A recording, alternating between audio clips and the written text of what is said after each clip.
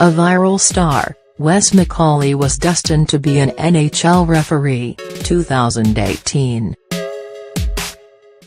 On a frosty weekday morning between Christmas and New Year's Eve, while pre-game pop tunes flood this suburban rink, the NHL's most enthusiastic referee settles into a corner section of the metal bleachers, far fresher than his recent travel schedule might suggest. Last night, Wes McCauley dropped the opening puck for Capitals Rangers at Madison Square Garden around 8:10 p.m. this morning. He caught a 7 a.m. Amtrak train, cab to a downtown D.C. hotel and boarded a yellow school bus that shuttled him and fellow parents from the Hubothus, Maine, high school boys hockey team here for the final day of a holiday tournament. Next up, a Boston-bound 3:50 p.m. flight to see his teenage daughter play, followed by a December 30th assignment in New Jersey and an ensuing work swing through Western Canada. Too much? Not even close. Do you love what you do? He asks, wearing an NHL-branded beanie with an overnight bag slung over his shoulder. I could live at a rink all day. Perhaps you already guessed this.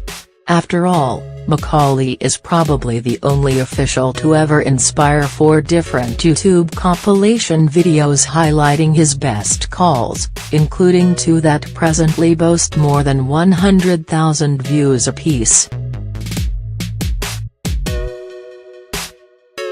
Was the delightful "put up your Dukes fight" signal thrown during Canadiens-Bruins last season, delivered with graveled-voiced gusto like a ringside wrestling promoter. And the dramatic cadence he employed while announcing the results of a video review on December 20, which sent Rangers coach Alain Vigneault into a giggle fit and later earned a glowing one-word assessment from winger Michael Grabner, legendary.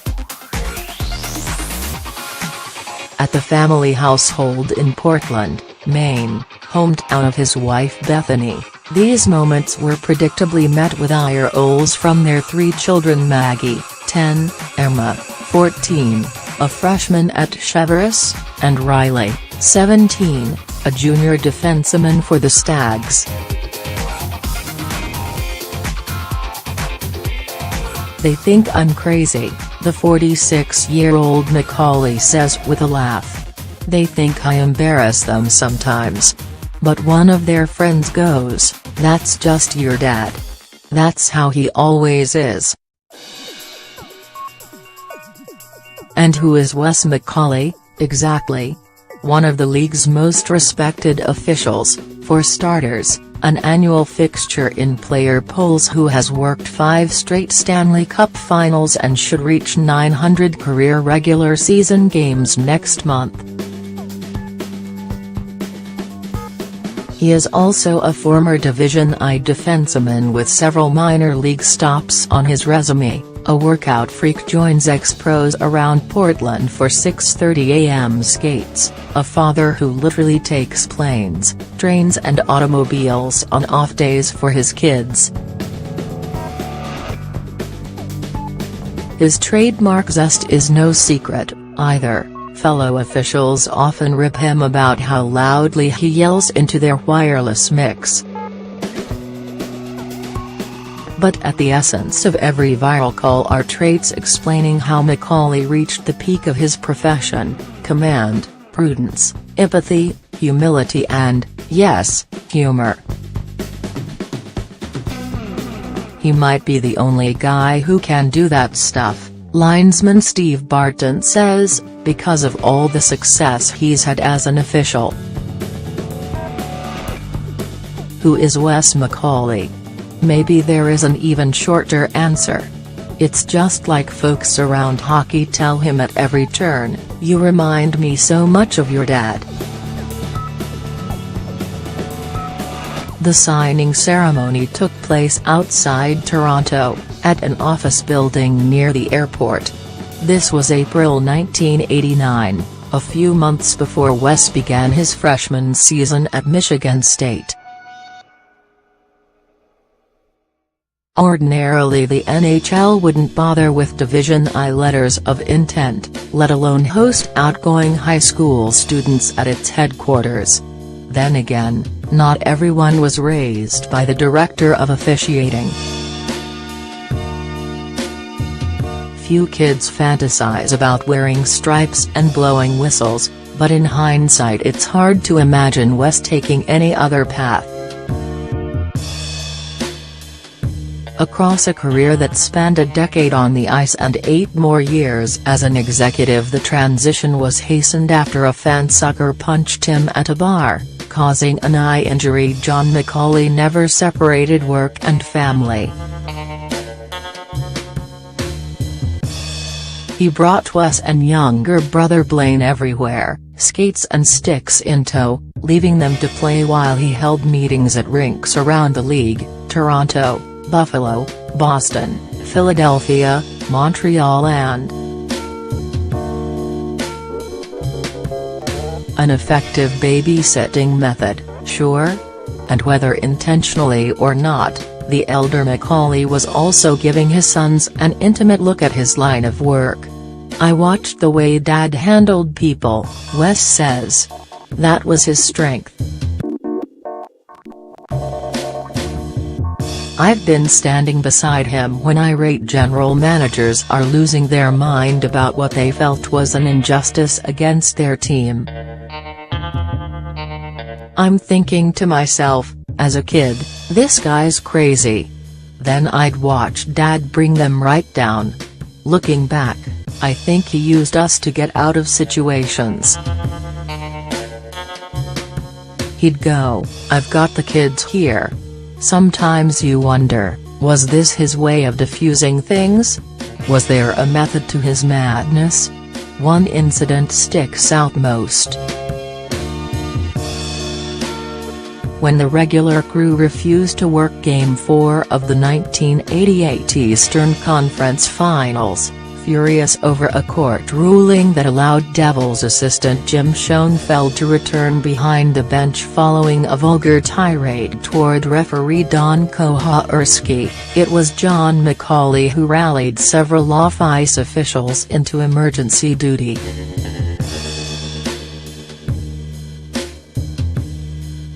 Later that night, as the family left Brendan Byrne Arena in East Rutherford, NJ, a fan spotted them and asked for John's autograph. As he obliged, the fan's friend wondered aloud, "Why'd you do that?" "That's John McCauley," the fan replied, "who saved hockey tonight." Almost exactly 1 year later and 2 months after he proudly stood by while Wes committed to the Spartans, John unexpectedly developed complications from gallbladder surgery.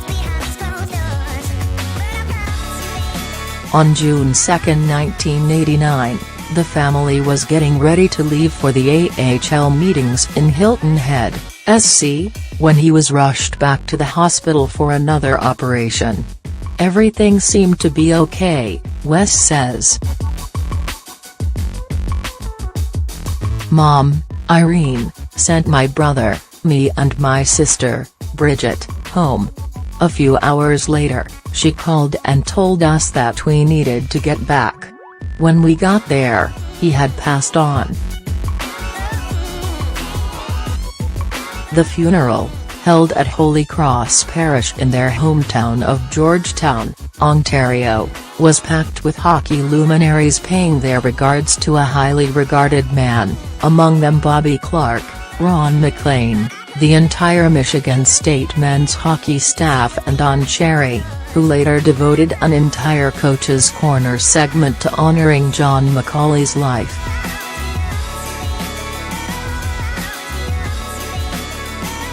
His dad was gregarious, outgoing, willing to share a joke and a laugh, says Stephen Walcom, the NHL's current director of officiating. He wasn't overly serious about himself. I see that in Wes. The legacy endures in other ways too. The digit on the back of his referee jersey isn't just Wes paying tribute to Bobby Orr, though that was his favorite defenseman as a kid. He wears no. For because John McCauley was born on October 4, 1944, and because Dad died at the age of 44. Back on those cold metal bleachers, as host DeMatha takes an early 1-0 lead against Hubothus, McCauley is discussing his most memorable game. He does not choose his first NHL appearance on January 20, 2003, or the 2016 Winter Classic at Gillette Stadium, or the World Cup of Hockey later that year. Instead, he thinks about one otherwise unknown night 18 years ago, when he riffed Blaine's pro hockey debut with the ECHL's Dayton Bombers. "How could you call 2 penalties on me?" Blaine asked afterwards, riding shotgun en route to Wes's house in Cincinnati, where he would spend the entire 2001 season. "How could I not? I probably could have called 4 or 5. By then, Wes was already a rising star in the business. After injuries ended his playing career during a brief stint abroad in Italy, he accepted an invitation to attend an NHL officiating school in Guelph, Ontario, around the time that the league was transitioning to a 2-ref system. The classroom portion felt strange at first. "They're asking about rules and I hadn't even picked up the rule book," he says. "So did gripping a whistle instead of a stick." But, according to Barton, who worked beside McCauley in the minors, the players could sense that he was comfortable. Some people go their whole career trying to gain acceptance. Wes had that right away. Jamie Sabat, NHLI via Getty Images. His personality now, as a referee, says Vancouver assistant coach Newell Brown, who recruited McCauley to Michigan State, "You could see how well suited he was to it his entire life. It's not an easy job.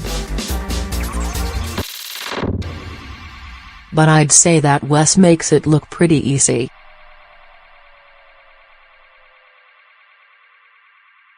The story about his brother's debut remains a fond memory in many ways. The family still laughs over Irene ripping into Wes upon hearing how often he dispatched Blaine into the penalty box. But there is a deeper lesson here. The following season, just as Blaine was making strides into the AHL, a puck struck him in the right eye. He never played hockey again. Between this and his father, McCauley needs no reminders about the fragility of life and sport. "I don't take for granted being on the ice every day," he says. "I just took a different path to fulfill my dream." So he gives back. He makes cameo coaching appearances at Riley's practices, riffed one of Maggie's youth games last year, and serves on the NOAA's 5-member executive board alongside Barton. Life on the road can be lonely for new officials, since everyone travels alone, so McCauley makes himself available to talk about plays, ask questions, just talk hockey, Barton says. Everyone has his number. All while completing his master's degree in coaching and leadership at Michigan State. writing papers in classes such as skill development in athletes and promoting positive youth development in sport. It's the second period now. McCauley motions toward the ice. "Look at these two guys out there," he says, pointing at the officials. "They're serving the game so my kid can play. Maybe I get to do it with a little brighter lights, but I'm no different than these two guys. Did you really just do that?" This was a rhetorical text. As McCauley's former college teammate, retired NHL forward Brian Smolinski knows how impassionate his best friend can get. And so when someone sent him that video of McCauley slugging the air in Boston and barking, "Both guys, 5 minutes each for fighting," the retired NHL forward was hardly surprised. "I can't believe it took him so long," Smolinski says. Maybe McCauley was always meant for the big stage. He remembers entering public speaking competitions as a kid, delivering 5-minute speeches on topics such as lacrosse and hockey. At Michigan State he was a Pied Piper of sorts, the messenger of the upperclassmen, Smolinski says. "Tell Wes, he'll tell everybody else." Now he keeps a list of favorite one-liners to whip out during games, like an impromptu quiz about the two players left on the ice from the '90 draft. Answer: McCauley, chosen no. 150 by Detroit, and Jaromir Jagr. The fighting call, on the other hand, the one that turned McCauley from a relatively anonymous whistleblower to someone with a dedicated Mortal Kombat remix, was improvised. "Sometimes I get caught in the moment," he says. "I was like, just fire the signal. Maybe it shows a bit of my personality. Maybe guys look at me like I have 9 heads. No doubt that both can be true." Some officials prefer preparing for games with quiet, steely focus. He is the opposite, Barton says. "He talks a lot. I think there's a lot of pent-up excitement. But it's always fun to work with him. Officials look at the schedule and they go, I've got Wes tonight. It'll be fun." Still, to focus on the occasional flash of public pizzazz is to ignore what drives McCauley behind the scenes. Early last summer, Barton took his family to visit the McCauleys in Maine.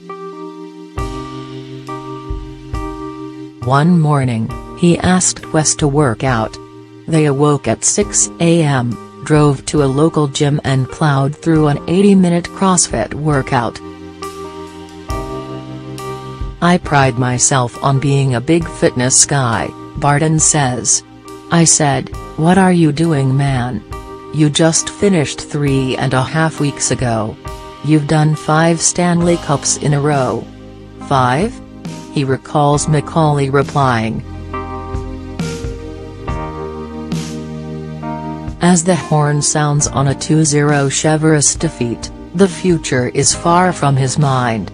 He is thinking about more immediate matters, like whether he will catch that 3:50 p.m. flight, and how Riley could stand to move more in the offensive zone. The flattering headlines have been nice too, but those don't define his reputation any more than dramatic pauses or malfunctions.